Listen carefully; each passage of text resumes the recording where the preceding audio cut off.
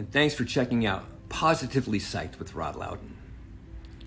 For a lot of men, the word vulnerability means being in a dangerous position. If your quarterback is in a vulnerable position, he could get hurt. If your front line is vulnerable to an attack, not good. Thus, men grow up being taught that you should avoid being in a vulnerable position. Good for sports and battle, not good for relationships. As a psychotherapist working in Los Angeles, a common complaint from women is that their partner is too closed off and doesn't show what he is truly feeling, that he is emotionally unavailable. As I look to the man, I see a blank stare, not sure about what to say or do. I can see the wheels turning.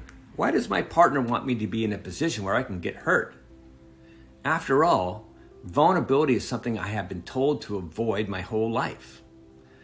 Thus, it's really not about being emotionally unavailable. It's more about not wanting to be in a position to get hurt.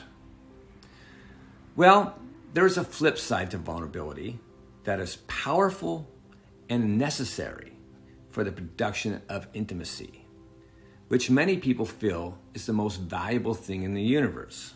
I know that I do. Intimacy is everything from a smile to wild sexuality.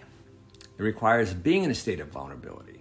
After all, we seek out a closeness in a relationship in order to feel connected to a person at a deep level, a level that is reserved just for the two of you.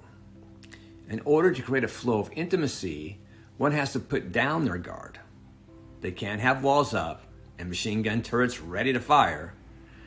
This can feel very uncomfortable for a lot of men, especially if they were told as boys not to show emotion and maintain a stiff upper lip. Boys don't cry, never let them see you sweat. Establishing a solid foundation of trust is critical if one is going to let someone in at a deep level. And the rub is that trust is never perfect because of our own human imperfections. We will make mistakes. These mistakes will hurt ourselves and others. But as long as one does not nuke trust through acts of betrayal, violence, or other relationship-killing states of being, a relationship can survive and grow stronger through the nicks that trust takes. Again, trust allows for vulnerability to manifest. It allows for one to open up and get out of defensive or protective posture. This allows for a flow of intimacy, and then both partners must become superheroes in the protection of the intimacy that they have created. Failure to do so will cause one to put walls back up and feel that they must live behind these walls, back to the stance that vulnerability is bad. Well, there are 4 key relationship components that will assist in the creation of an environment that will increase the chances of a state of vulnerability to manifest. If each partner works to create and protect these states, vulnerability will grow in the relationship, and both partners will benefit from the intimacy that will be created. The 4 things are: partners must feel respected, significant, cherished, and safe. For men, feeling respected and significant is extremely important.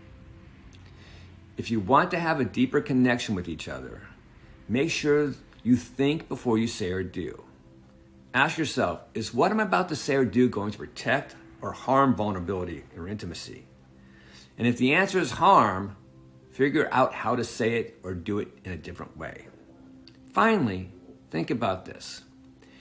Being in a defensive state of mind is exhausting.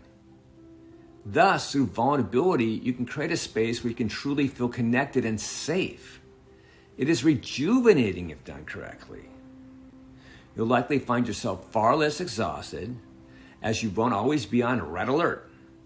So do the work and use this tool to assist you on your journey to becoming a great relationship partner. If you liked what you heard, please subscribe. Until next time, namaste.